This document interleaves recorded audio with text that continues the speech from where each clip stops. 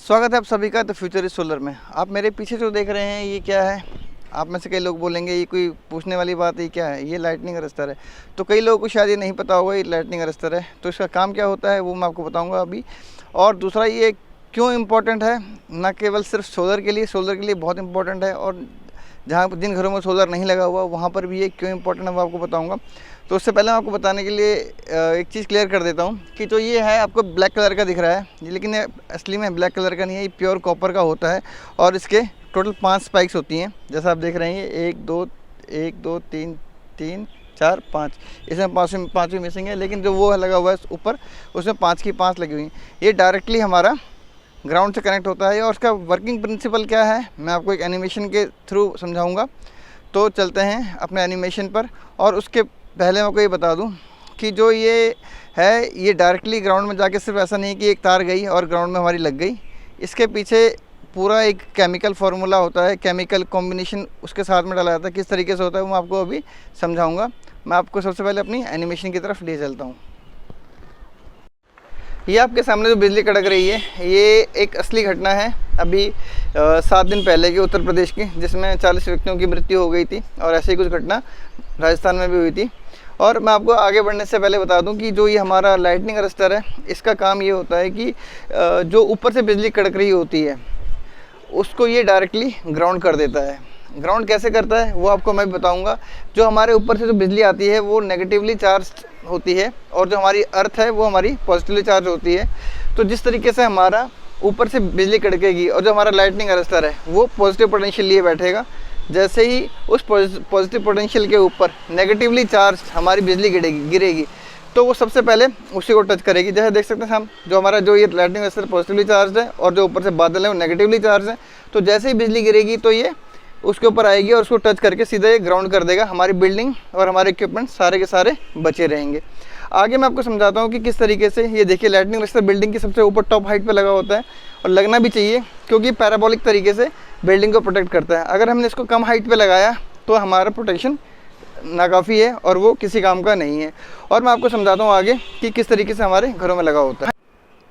अब आपको इसकी पूरे 500 की 500 स्पाइक्स दिख रही होंगी। जो ये लाइटनिंग अरेस्टर है ये प्योर कॉपर का होता है, लेकिन over a period of time, समय के साथ साथ हवा में ऑक्सीजन जो होती है उसकी वजह से ये उसका रिएक्ट करता है और ये काला पड़ जाता है। इसका ये बेस कनेक्ट एक कॉपर की तार से होता है, या फिर कई जगह इसको जीआई से भी कनेक्ट कर रखा होता है, लेकिन प्रेफर ये करना चाहिए कि ये कॉपर से कनेक्ट हो, क्योंकि जो कॉपर होता है वो बेस्ट कंडक्टर ऑफ इलेक्ट्रिसिटी माना जाता है और होता भी है। आपको अभी मैं दिखाता हूँ कि जो इसका बेस है वो कहाँ पर है और उसमें क्या कनेक्ट है। ये इसका बेस है। बेस में आप देख सकते हैं ग्रीन कलर की तार जा रही है। ये 16 स्क्वायर mm की है और ये डायरेक्टली बिना कहीं कनेक्शन हुए सीधा ग्राउंड में जा रही है। ग्राउंड में कैसे कनेक्ट हो रही है वो आपको बताऊंगा मैं ड्राइंग के थ्रू। तो ये जो ऊपर वाली जो मैंने आपको दिखाया था जो लाइटनिंग अरेस्टर है उससे कनेक्ट होकर उसके बेस से कनेक्ट होगी। ये 16 स्क्वायर mm की तार है, ये यहाँ जा रही है और यहाँ जाते जाते ये सीधा यहाँ से होते हुए अपना कॉन्ड्यूट में चली जा रही है। और ये कॉन्ड्यूट है हमारा, ये सीधा नीचे जा रहा है। आपको मैं तार दिखाता हूँ। ये वाली जो कॉन्ड्यूट है वाइट कलर का, ये आप देखेंगे तो सीधा नीचे जा रहा है। और नीचे जहाँ पर ये आपको बाइक खड़ी दिख रही है, इस बाइक के नीचे 3 अर्थ पिट्स बने हुए हैं। और उन अर्थ पिट्स का क्या काम है ये आप देख सकते हैं। वो लाइटनिंग अरेस्टर है जो मैंने आपको भी दिखाया था। मैं आपको ड्राइंग के थ्रू समझाऊँगा किस तरीके से हमारा ये लाइटनिंग अरेस्टर काम करता है और इसकी क्या इतनी ज़रूरत है। तो जैसे कि मैंने आपको दिखाया कि जो लाइटनिंग अरेस्टर है उसकी 5 स्पाइक्स थी, तो यहाँ 5 स्पाइक्स बना दी और ये ग्राउंडिंग के थ्रू एक अपना नीचे अर्थ हो गया। अब अर्थ होने में क्या होता है कि यहाँ पर हमारे एक पिट बना होता है। पिट में कुछ चारकोल पड़ी होती है, चारकोल रखी होती है, और एक जीआई होता है, गैल्वेनाइज्ड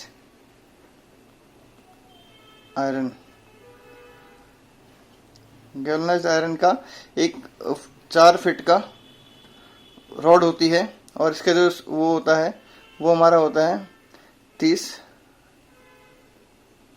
स्क्वायर mm का।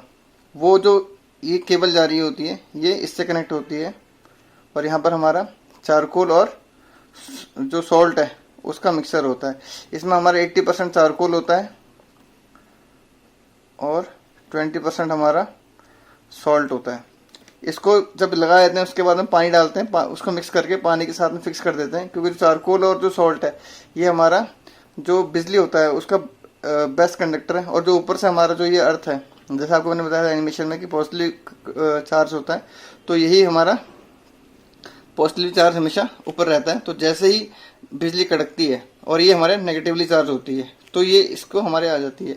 अब मान लीजिए कि हमारा कोई घर है यहाँ पे बना हुआ, ये हमारा घर है और ये इसकी टॉप हाइट ये है, तो हमको इस टॉप हाइट से कम 2 फीट की हाइट के ऊपर हमारा जो लाइटनिंग अरेस्टर है वो होना चाहिए। अगर वो नहीं है तो हमारा लाइटनिंग अरेस्टर काम नहीं करेगा। जैसे मैं आपको एनिमेशन में दिखाया था, जो 1-2 लाइटनिंग अरेस्टर के बीच में मैक्सिमम जो दूरी होती है वो 15 मीटर की मानी जाती है, इससे ऊपर नहीं होगा। यानी कि अगर आपने यहाँ पर लगा दिया तो ये 15 मीटर तक के अपने रेडियस को कवर करेगा, उसके बाद फिर ये ऐसे हो जाएगा। और अगर इस एरिया के बाद में अगर यहाँ पर कोई घर है या फिर कोई मेटल का है तो वो ये नहीं बचा पाएगा। अगर यहाँ पे बिजली गिरेगी तो वो प्रोटेक्ट नहीं रहेगा, और जो ये है ये प्रोटेक्ट रहेगा। इसलिए जो घर की जो मैक्सिमम हाइट है या फिर हमारे सोलर पैनल्स हैं, जहाँ पे हमारे सोलर पैनल्स लगे हुए हैं, मान लीजिए यहाँ पर हमारे सोलर पैनल्स लगे हुए हैं ये, तो इससे कम से कम 2 फीट की हाइट, जो मैक्सिमम हाइट उसकी है उस वक्त वहाँ पर, तो उससे 2 फीट की हाइट के ऊपर ये होना चाहिए। तो ये था कि लाइटनिंग अरेस्टर क्यों ज़रूरी है, और जो लाइटनिंग होती है या फिर आकाशीय बिजली जिसे हम कहते हैं वो किस तरीके से हमारे जो इक्विपमेंट उनको ख़राब कर सकती है। अगर ये नहीं लगा होगा तो जो हमारे पैनल्स हैं और जो हमारा इन्वर्टर है वो हमेशा खतरे में रहेंगे, और जैसे बिजली गिरेगी तो वो जो बिजली है वो डायरेक्टली ग्राउंड होने के बजाय पहले पैनल्स के ऊपर आएगी, पैनल्स को ख़राब करेगी, फिर हमारे इन्वर्टर को ख़राब करेगी, फिर वहाँ से जो हमारे घर में जो बिजली जा रही होगी, जो इक्विपमेंट लगे होंगे, चाहे वो टीवी, फ्रिज, एसी, कूलर वगैरह कुछ भी है, सबको ख़राब कर देगी। जैसे आपने न्यूज़ में भी सुना होगा, अपने अड़ोस पड़ोस में भी देखा होगा किस तरीके से ये जो हमारी बिजली है वो गिरती है तो ख़राब कर देती है चीज़ों को। ये थी जानकारी लाइटनिंग अरेस्टर के बारे में। ये लाइटनिंग यानी कि आकाशीय बिजली जो हमारी गिरती है वो किस तरीके से हमको पैराबोलिक प्रोटेक्शन देती है हमारी बिल्डिंग को, हमारे इक्विपमेंट्स को, और किस तरीके से अगर वो हम ना लगाएं तो हमको किस तरीके से हमारा नुकसान हो सकता है। हमको जान माल के साथ साथ में हमको और भी नुकसान हो सकता है, हमारा जो बिल्डिंग प्रॉपर्टी है उसको नुकसान हो सकता है। तो ये ना केवल सिर्फ सोलर के लिए, बाकी और जगह के लिए भी बहुत ही ज़रूरी है। तो ये जानकारियाँ मैं आपके लिए इकट्ठी करता रहता हूँ, और इतनी गर्मी में आपके लिए मैं वीडियो बना रहा हूँ, आप देख सकते हैं। तो अगर आप अभी तक मेरे इस वीडियो के साथ बने हुए हैं तो प्लीज़ मेरे चैनल को सब्सक्राइब करें और वीडियो को लाइक करें अगर आपको पसंद आए। अगर आपको कुछ लग रहा है कि हाँ भी उसमें कुछ वैल्यू ऐड आप कर सकते हैं, या फिर आपको मेरा वीडियो कैसा लगा, तो प्लीज़ कमेंट करना बिल्कुल ना भूलें। और जो ये 2 वीडियो आपके सामने आ रहे हैं, ये 2 वीडियो आपकी सोलर की नॉलेज को बढ़ाएंगे, और मेरा दावा है आपसे कि इससे आपकी जो सोलर की नॉलेज है आपकी बढ़ेगी, कम नहीं होगी। मिलते हैं फिर किसी और नॉलेजेबल, इंफॉर्मेटिव सोलर के से रिलेटेड वीडियो के साथ। तब तक के लिए नमस्ते।